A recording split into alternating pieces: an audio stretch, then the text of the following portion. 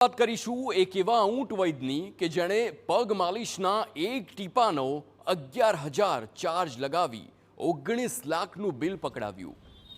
શું દવાના એક ટીપાની કિંમત 11,000 રૂપિયા હોઈ શકે? આ સવાલ સર્જાવા પાછળનું કારણ વલસાડથી સામે આવેલી એક ઘટના। પગની સમસ્યાથી પીડાતા એક દર્દીને બોગસ તબીબના સાગરીતોએ ડૉક્ટર રુસ્તમની ભલામણ કરી। ડૉક્ટર રુસ્તમે માલિશ દ્વારા પગની સારવાર શરૂ કરી અને થોડા દિવસ બાદ ડૉક્ટર રુસ્તમે સારવારના નામે 19 લાખનું બિલ ફટકાર્યું અને ત્યારબાદ દર્દીના પરિવારજનો મૂંઝવણમાં મુકાયા।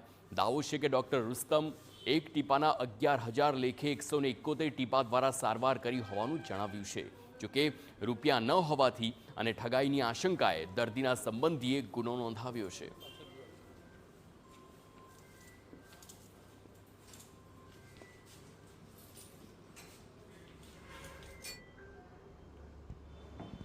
ડૉક્ટર રુસ્તમ 21 તારીખના રોજ અહીંયા આવેલા હતા અને કહ્યું હતું કે આ જે સારવાર થશે એના એક ટીપાનો ખર્ચ 11,000 રૂપિયા થશે અને સારવાર ચાલુ કરી હતી।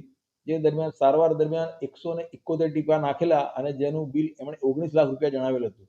જેથી ફરિયાદી અને એમના પત્ની ગભરાઈ ગયેલા હતા અને કહ્યું હતું કે આટલા પૈસા તો હાલમાં છે નહીં, જેથી તેમણે 1 લાખ રૂપિયા ચૂકવેલ હતા અને બાકીના પૈસા ફરી ચૂકવવાનું જણાવેલું હતું। જે દરમિયાન ફરિયાદી અને એમના પત્ની એમના પુત્રને વાત કરતા પુત્રને આ વાતે શંકા જતા એણે પોલીસને ફરિયાદ આપી હતી।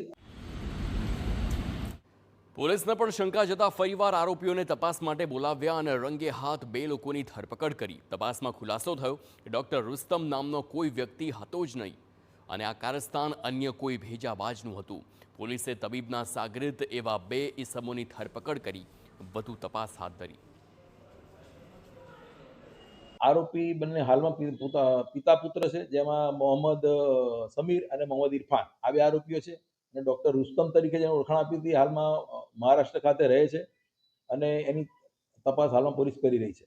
આરોપીઓની એમાં એવી હતી કે એ લોકો એક ટોળી બનાવીને કામ કરતા હતા, જેમાં એક વ્યક્તિ કોઈ પણ ધાર્મિક સ્થાન અથવા જાહેર જગ્યાએ જે કોઈ વ્યક્તિ આવી રીતે પગે લંગડાતા ચાલતા હોય કે અન્ય કોઈ મુશ્કેલી જણાતી હોય એને સારું કરવા માટે જણાવતા હતા અને એ રીતે પોતાના પ્રભાવમાં લઈને એની સારવારનો ખર્ચો આવી રીતે પડાવી લેતા હતા।